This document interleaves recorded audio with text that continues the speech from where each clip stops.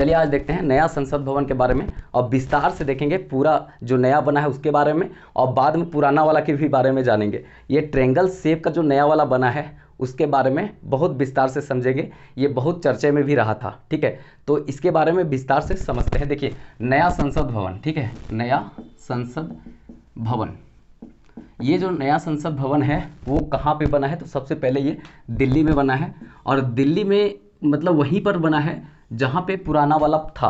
कहने का मतलब है पुराना वाला पीछे में है और उसी के आगे में ये ट्रायंगल शेप का नया वाला बना है। पुराना वाला तो गोल है, समझे, पुराना वाला कैसा है? गोल है। तो ये दिल्ली में बना है, लेकिन इसका आधारशिला जो है, आधारशिला देखिए, आधारशिला जो है इसका रखा गया था, बहुत पहले रखा गया था, 10 दिसंबर को रखा गया था 2020 ईस्वी में। 10 दिसंबर 2020 ईस्वी को इसका आधारशिला रखा गया था, और ये जाकर 3 साल लगा इसको बनने में, और अभी जाकर के कंप्लीट हुआ। और 28 मई को, 28 मई, ठीक है, 28 मई 2023 ईस्वी को नरेंद्र मोदी के द्वारा इसका उद्घाटन किया गया, उद्घाटन किया गया। 28 मई 2023 ईस्वी का इसका उद्घाटन किया गया, नरेंद्र मोदी के द्वारा किया गया। कहने का मतलब ये थोड़ा सा अच्छा से समझ लीजिएगा।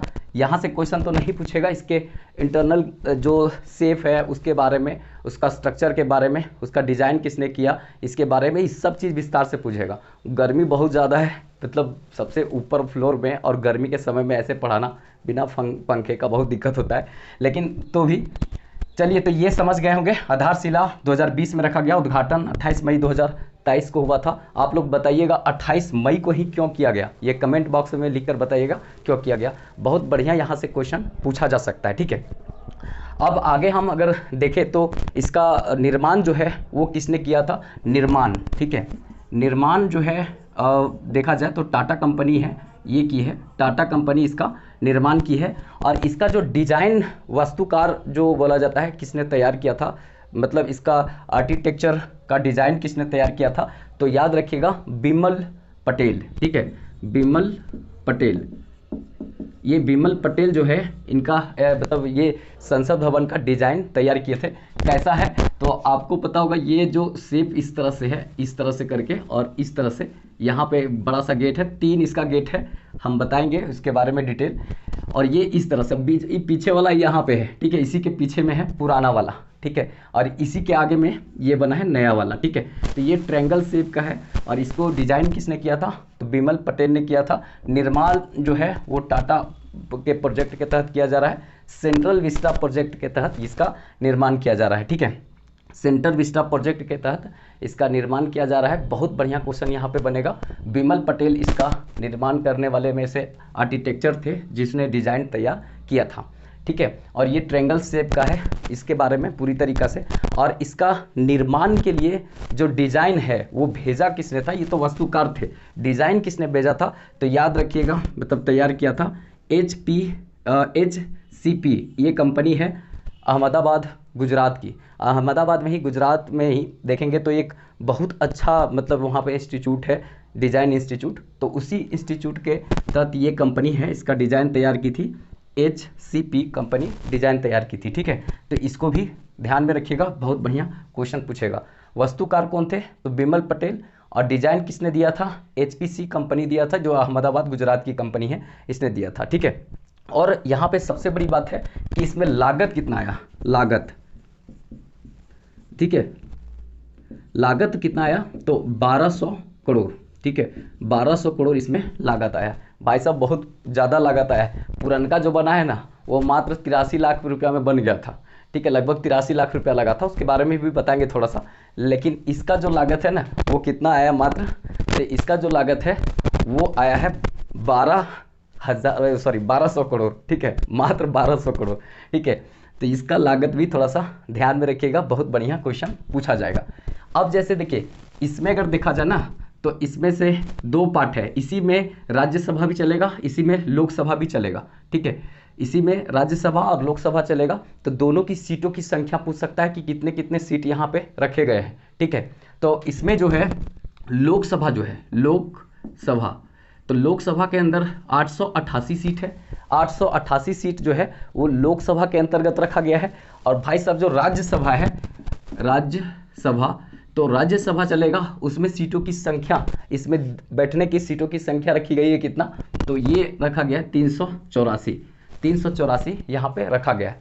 हालांकि इसका जो संसद भवन है उसका बहुत ज़्यादा विरोध हो रहा था, अभी देखे थे, लेकिन ऐसा ठीक नहीं बोल सकते हैं, क्योंकि देखिए बात है कि 2026 में, अभी हम बताएंगे कि 2026 में 84वां संविधान संशोधन के तहत अटल बिहारी वाजपेयी की सरकार जो थी उस समय कह दी थी कि 1971 में जो चुनाव हुआ है उसी, मतलब 1971 में चुनाव नहीं, 1971 का जनगणना के आधार पर या जनसंख्या जिस समय था उस समय उसके आधार पर ही सीटों का संख्या को निर्धारित करके यथावत रखने का बात बोला गया, मतलब स्थिर रखने का बात बोला गया। और बोला गया कि ये सीट 2026 के बाद बढ़ेगी। अगर ऐसा बोला गया है तो 2026 तो आने वाला है, अभी तो 2023-24 आ ही गया, 2026 आने वाला है। तो इतना तो जान लीजिए कि 2026 में जो सीटों की संख्या होगी वो ज़्यादा होगी, क्योंकि 1971 के जनगणना के आधार पर अभी सीटों की संख्या है लोकसभा, राज्यसभा और सभी विधानसभा में।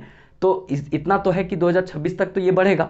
तो भाई साहब बढ़ेगा तो सभी को विधानसभा, लोकसभा, राज्यसभा का विस्तार की जरूरत है। तो ये बनाया गया तो इसको गलत नहीं कर सकते हैं, ठीक है। कहने का मतलब इसका उपयोग होगा। आप बताइए, अगर पुरनका में मतलब 545 लोगों का बैठने का क्षमता था लोकसभा में, अब अगर सीटों की संख्या 800 हो जाती है लोकसभा में, तो ऐसा थोड़ी कि ठेल धकल कर बैठेगा। कहने का मतलब सब सांसद है वहाँ पर बैठेगा, और उसका जगह होना चाहिए प्रॉपर बैठने वाला, पूरी तरीक़ा से एक अपना सेटअप होता है, पूरा तरीक़ा से बैठने का पूरा सीट होता है, एक विधानसभा में, एक लोकसभा में एक को बैठने का। अब ऐसा थोड़ी है कि मतलब एक बैठा हुआ है और दूसरा का जगह नहीं मिल रहा है तो कहेगा थोड़ा सा दूर हटिया, हमरा बैठल दिया। अरे ऐसा थोड़ी है।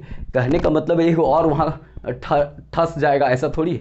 फिर उसके बाद दूसरा आएगा, थोड़ा उसको कहेगा हुल देगा, बोलेगा थोड़ा हमरो घुसेल दा। ऐसा थोड़ी है कि 10 20 50 गो भाई साहब वहाँ पर घुस जाएगा और ठेल धकेल के, जैसे हम लोग स्कूल कॉलेज में बैचवा में 5 की जगह पर 8 गो घुस जाते थे धकेल धकेल के, वैसे थोड़ी घुस के बैठेगा। अरे भाई साहब बैठेगा, उसके पास प्रॉपर जगह होना चाहिए, मतलब बहुत अच्छा से जगह होना चाहिए, उसका दिमाग सही होना चाहिए जिसमें वो अच्छे से संसद के कार्रवाई को सुने, उसके बाद अपना क्षेत्र का प्रॉब्लम रखे। तो बात यहाँ पर ये होता है कि सीट बढ़ाना जरूरी था, क्योंकि पुराना संसद भवन उतना लोगों के बैठने के लिए क्षमता का है ही नहीं, तो उसका बनाना भी बहुत ज़रूरी है, ठीक है। तो बात की बात है यहाँ पे, तो वो विरोध का बात हम यहाँ नहीं पर करेंगे, लेकिन एक बात बताएं कि सीटों की संख्या बढ़ रही है तो इसीलिए नया बनाना जरूरी है। देखिएगा विधानसभा का लोग भी विस्तार कर रहा है, सभी राज्य देखेंगे नया नया विधानसभा बना रहा है। सबको पता है कि 2026 के बाद सीट बढ़ेगी, और जब सीट बढ़ेगी तो भाई बैठेंगे कहाँ, ठुसा ठुसा कर नहीं बैठेंगे जैसे स्कूलवा में बैठते थे। तो सिंपल सा बात है कि बैठने के लिए बनाना भी बहुत ज़रूरी था, बहुत महत्वपूर्ण यहाँ पर रहेगा। तो लोकसभा में कितना बैठेगा, तो यहाँ पर 888, और राज्यसभा में कितना बैठेगा, तो 384। तो कुल मिलाकर 1272 यहाँ पे बैठेंगे। आप समझ सकते हैं 1272 भी बैठेगा, उसमें भी फैलार जगह में बैठेगा। आप समझिए भवन कितना बड़ा है। भवन अगर देखेंगे ना तो भवन पूरा तरीका से 64,500 वर्ग मीटर, वर्ग किलोमीटर नहीं बोल रहे, उतना तो दिल्लियों नहीं है। कहने का मतलब ये जो है 64,500 वर्ग मीटर बोल रहे हैं, वर्ग मीटर, वर्ग किलोमीटर नहीं, वर्ग मीटर क्षेत्र में ये फैला हुआ है। 4 मंजिला है, ठीक है, 4 मंजिला है, और 64,500 वर्ग मीटर में ये फैला हुआ है, 4 मंजिला है, और इसमें 3 मतलब दरवाज़ा है, ठीक है, द्वार है, 3 द्वार है। ये इंपॉर्टेंट रखता है, तीनों द्वार, ठीक है। तो 3 द्वार है, बहुत इंपॉर्टेंट है, ठीक है। ज्ञान द्वार, शक्ति द्वार और कर्म द्वार, ठीक है। ज्ञान द्वार, शक्ति द्वार और कर्म द्वार, ये ज्ञान द्वार, शक्ति द्वार और कर्म द्वार, 3 दरवाजा है। तो ये याद रखिएगा, इतना वर्ग मीटर में फैला हुआ है, ये 4 मंजिला है, 3 दरवाजा हैं, ज्ञान द्वार, शक्ति द्वार, कर्म द्वार, इसका मतलब प्रवेश द्वार है ये 3, ठीक है। वीवीआईपी जो लोग हैं सब तो वहाँ वीवीआईपी ही रहेगा, तो सबका ये घुसने का यहाँ पे द्वार है। तो इसको थोड़ा सा ध्यान में रखिएगा, बहुत बढ़िया यहाँ पे क्वेश्चन पूछा जाएगा। अब देखिए ये लोकसभा जो है ना, ये लोकसभा राज्यसभा का जो केंद्रीय कक्ष है उसका भी डिजाइन किया गया है, मतलब तरीके से। तो केंद्रीय कक्ष में जाएंगे ना तो उसका जो ऊपर का स्ट्रक्चर ऐसा बनाया गया है केंद्रीय कक्ष का, कि जो लोकसभा का केंद्रीय कक्ष है, कक्ष इसका है, ये ऐसा बनाया गया है जो राष्ट्रीय पक्षी है आपका मोर, उसके शेप का बनाया गया है। मतलब लोकसभा अगर आप देखेंगे तो लोकसभा में जो बनाया गया है केंद्रीय कक्ष, जैसे आपको सुने होंगे जब प्रधानमंत्री पंडित जवाहरलाल नेहरू प्रस्तावना पढ़े थे सबसे पहले केंद्रीय कक्ष से, तो उसी तरह से वो केंद्रीय कक्ष जो बनाया गया है ना, वो लोकसभा का जो बनाया गया था वो मोर जो है मेरा राष्ट्रीय प्रतीक है पक्षी का, वो मोर के शेप का बनाया गया। उसका जो पंखुड़ी बहुत प्यारा लगता है देखने में, वो ऐसा कुछ बनाया गया है, देखने में तो मज़ेदार लगता है। आप भी जाकर घुस के देख सकते हो, ऐसी बात नहीं है। कहने का मतलब वहाँ पर एक फ़ी देना होता है कि आप आए हैं घुस के देखने के लिए, ठीक है। एक प्रकार से दंड के रूप में आपको चार्ज देना होगा वहाँ पे, तो आप घुस के देख सकते हैं। तो केंद्रीय कक्ष जो लोकसभा में है उसका मोर है, और इसका भी केंद्रीय कक्ष होता है। तो इसका जो राज्यसभा का केंद्रीय कक्ष है इसका क्या है, तो कमल, इसका जो है कमल है। राज्यसभा का केंद्रीय कक्ष है उसका कमल है, लोकसभा का केंद्रीय कक्ष है उसका शेप है कैसा, मोर के जैसा। ये इसका थीम टाइप का है, मतलब उसका थीम जो दिया गया है इस तरह का है। लोकसभा का केंद्रीय कक्ष का थीम मोर का पंख जैसा है, वो देखने से लग जाएगा आपको उसका स्ट्रक्चर। और राज्यसभा का फूल जैसा है, जो कमल का फूल है ना वैसा कुछ देखने को शेप मिलेगा। तो इसको थोड़ा सा ध्यान में रखिएगा, बहुत बढ़िया यहाँ से क्वेश्चन पूछा जा सकता है। देखिए 28 मई का दिन जो है, उस दिन जो यहाँ पे उद्घाटन किया गया नरेंद्र मोदी के द्वारा, तो इस दिन ना 75 रुपया का यहाँ पे सिक्का चलाया गया, सिक्का 75 रुपया का यहाँ पे सिक्का चलाया गया था। और डाक टिकट भी तो 75 रुपया का एक सिक्का जारी किया गया है, और एक डाक टिकट भी 75 रुपया का जारी किया गया है। ये बहुत बढ़िया क्वेश्चन बन सकता है। निर्माण किसने किया, ये एकदम बढ़िया से याद रखिएगा, बहुत बढ़िया यहाँ से क्वेश्चन पूछा जा सकता है, ठीक है। तो देखिए हम थोड़ा सा अब पीछे से संसद के बारे में थोड़ा सा बताते हैं। जैसे संसद कैसे बनता है, अगर ये क्वेश्चन पूछा जाए कि संसद कैसे बनता है, तो आप आर्टिकल अगर पढ़ेंगे, पॉलिटी का आर्टिकल पढ़ेंगे 79, तो 79 में ये कहा गया कि संसद जो है इसका निर्माण होगा राष्ट्रपति, ठीक है, राष्ट्रपति, फिर उसके बाद राज्यसभा, और उसके बाद लोकसभा।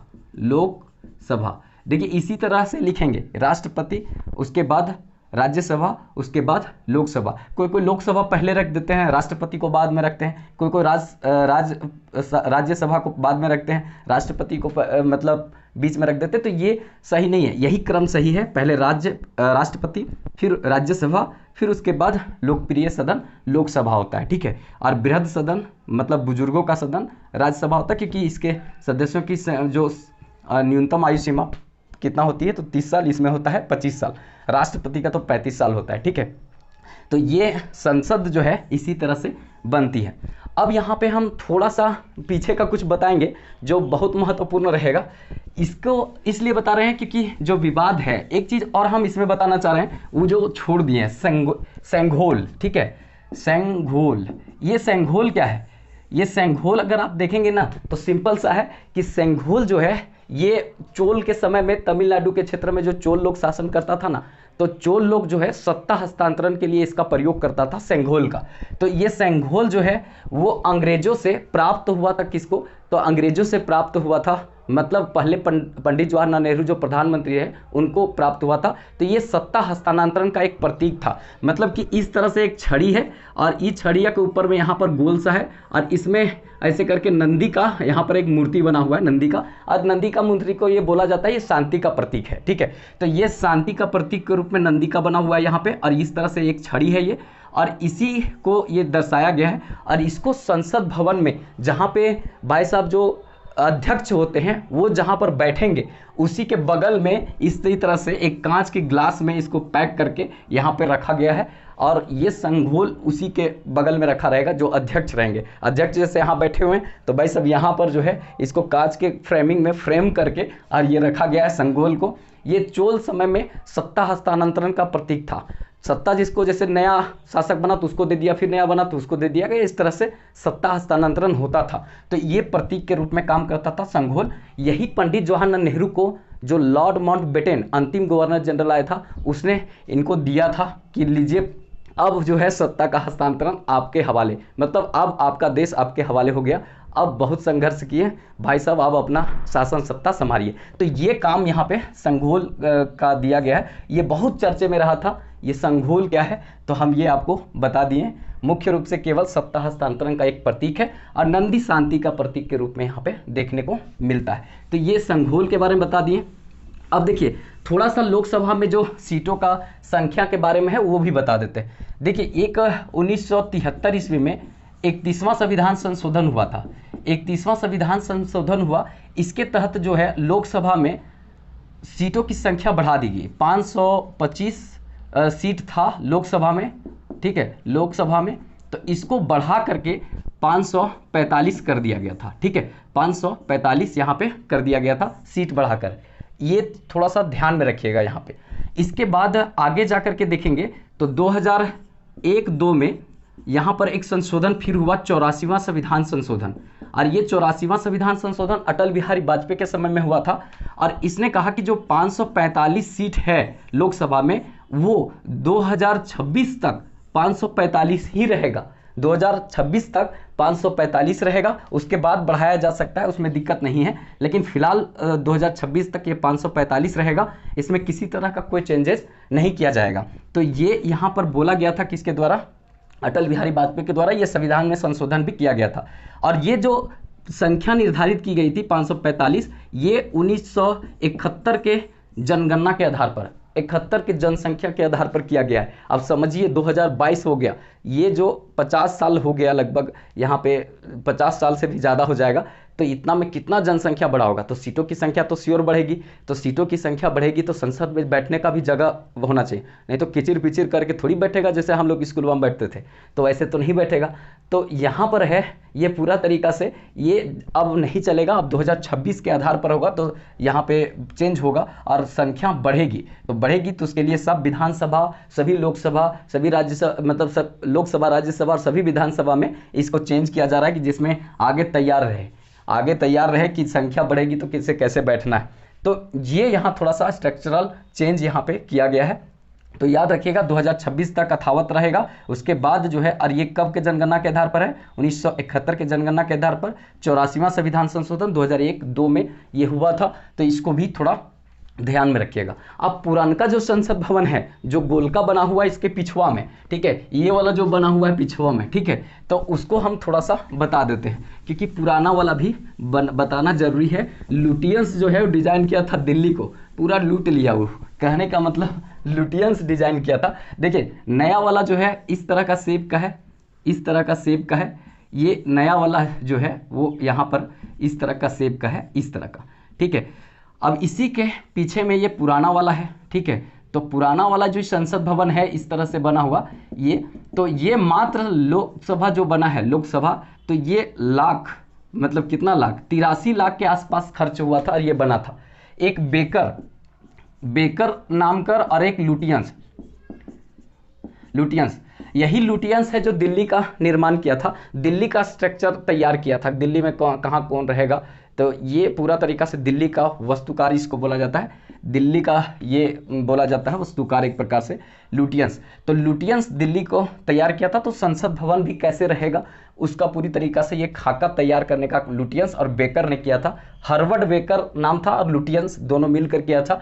उस समय 5 साल लगा था बनाने में, 5 ईयर लगा था और 83 लाख रुपया में बन गया था। अबर तो मतलब 1200 करोड़ रुपया लगा और दूसरा में 3 साल में वो बन गया। तो भाई साहब पहले इतना नहीं था, मतलब इंफ्रास्ट्रक्चर डेवलप जितना अभी है, पहले के समय उतना मशीनों न था, सब आदमी लोग का, लेबर लोग सब काम करता था हाथे से। यहाँ पर ऐसा नहीं है, सब मशीन से हुआ, ठीक है। तो 5 साल लगा था, 83 लाख खर्च हुआ था। बेकर और लुटियंस ने इसको तैयार किया था इस संसद भवन को। और ये बनना प्रारंभ कब हुआ था, मतलब प्रारंभ इसका हुआ था 1921 ईस्वी में, 1921 ईस्वी में। अब उस समय हम लोग गुलाम में थे, अब समझ रहे हैं। उसके बाद ये बनकर तैयार कब हो गया, तैयार जो हो गया था ये, तो याद रखिएगा 1927 ईस्वी में। और 1927 ईस्वी में तैयार हुआ था। तो इसका उद्घाटन जो है, उद्घाटन किसने किया था, तो इरविन ने किया था। इसका उद्घाटन किसने किया था, तो इरविन ने किया था। बहुत बढ़िया क्वेश्चन बनेगा कि उद्घाटन किसने किया था पुराना संसद भवन का, तो इरविन ने किया था। 1927 में बनकर तैयार हुआ था। प्रारंभ कब हुआ था, 1921 ईस्वी से प्रारंभ हुआ था। बहुत बढ़िया क्वेश्चन बनेगा, तो इसको थोड़ा सा आप ध्यान में रखिएगा। और अभी वाला किसने उद्घाटन किया, तो ये उद्घाटन नरेंद्र मोदी ने किया है। ठीक है, भारत के प्रधानमंत्री, यशस्वी प्रधानमंत्री नरेंद्र मोदी ने इसका उद्घाटन किया है। भाई एवं बहनों, ठीक है, उन्होंने ही किया है। ठीक है, तो इसको थोड़ा सा ध्यान में रखिएगा। जितना इम्पोर्टेंट था संसद भवन के बारे में, और वो हम सब आपको बता दिए।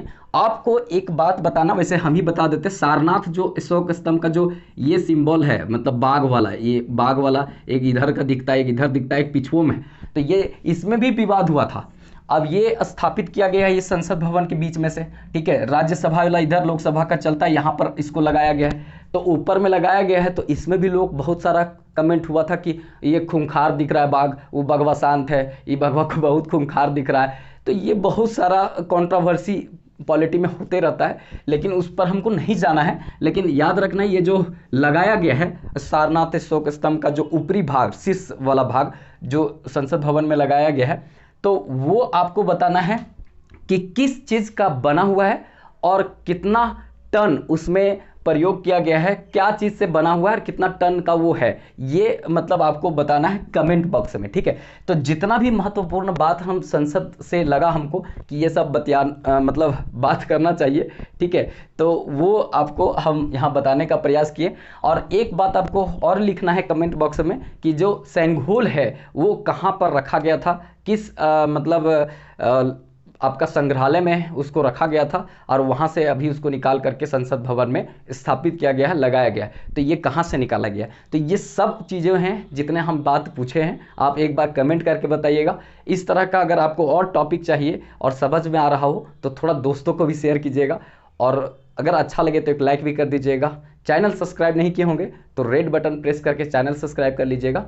तो चलिए फिर मिलेंगे नेक्स्ट वीडियो में, तब तक के लिए जय हिंद।